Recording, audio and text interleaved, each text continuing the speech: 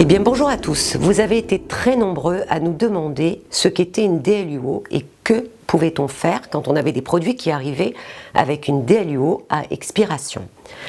Tout d'abord, je vais vous donner quelques explications, car il existe deux types de dates de péremption pour les produits. Et il faut savoir faire la différence car elle est de taille. Tout d'abord, il y a ce qu'on appelle la date limite de consommation, la DLC, qui est à différencier de la date limite d'utilisation optimale, qui est la DLUO. Une DLC s'applique généralement à des denrées périssables, c'est-à-dire à des produits frais ou des produits consommables. Une DLUO, pour les produits de cosmétiques par exemple, est l'équivalente de ce qu'on appelle utiliser de préférence avant, c'est-à-dire vous avez un mois et une année de référence. La durabilité minimale d'un produit indique au consommateur combien de temps le produit peut conserver sa fonction et sa nature, pouvant aller jusqu'à 30 mois, sous réserve bien sûr de bonnes conditions de stockage, et il ne s'agit pas d'une date d'expiration en aucun cas. Un produit cosmétique peut tout à fait être utilisé au-delà de cette période indiquée, et ce pendant plusieurs mois, sans représenter le moindre danger pour le consommateur. Cela est valable pour un produit bien sûr, qui a été non ouvert, c'est-à-dire intact et non souillé, qui n'a pas pris l'air, stocké et conservé dans un endroit sec, tempéré et protégé du gel. Pour un produit ouvert, ce n'est pas la DLUO qu'il faut regarder. Il faut impérativement se référer à ce qu'on appelle la PAO, c'est-à-dire la période après ouverture.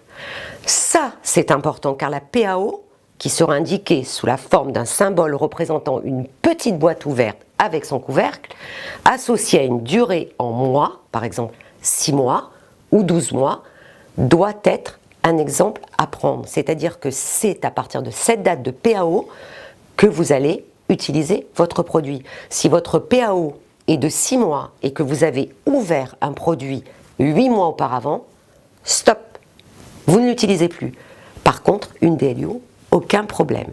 Et bien donc, comme je l'ai indiqué un peu plus tôt, une DLUO est mise à titre indicatif et lorsque la date a été dépassée, cela ne signifie pas que vos produits sont périmés et qu'ils représentent un danger pour la peau.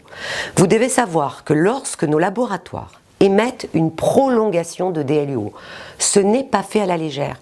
Des tests et des analyses sont effectués avant afin de garantir une sécurité maximale à nos distributeurs et clients.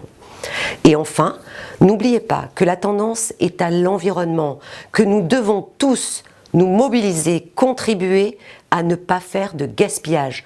Nous parlons même aujourd'hui de suppression de la DLUO contre le gaspillage alimentaire. Et je vous invite d'ailleurs à titre indicatif à lire un article qui se trouve sur le site L'Observatoire des aliments.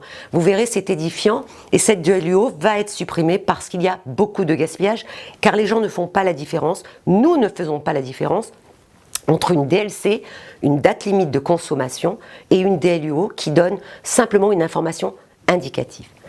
Il existe même des sites qui aujourd'hui se sont reconvertis et sont spécialisés dans la vente de produits de cosmétiques à DLUO courtes, dans le but de faire en sorte de limiter le gaspillage.